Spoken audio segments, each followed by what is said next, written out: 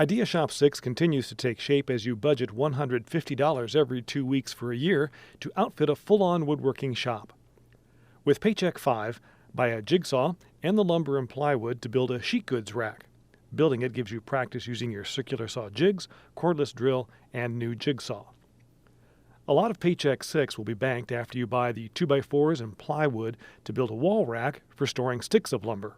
Pick up a level 2 to help install a lumber rack properly.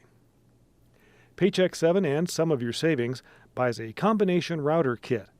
Then build a router table that straddles the sawhorses. This whole router table assembly stores in very little space against a wall. Replenish the bank with most of Paycheck 8, but first buy a router bit and build a simple jig out of scrap plywood that helps you cut precisely sized dados, a basic joint that you'll use a lot.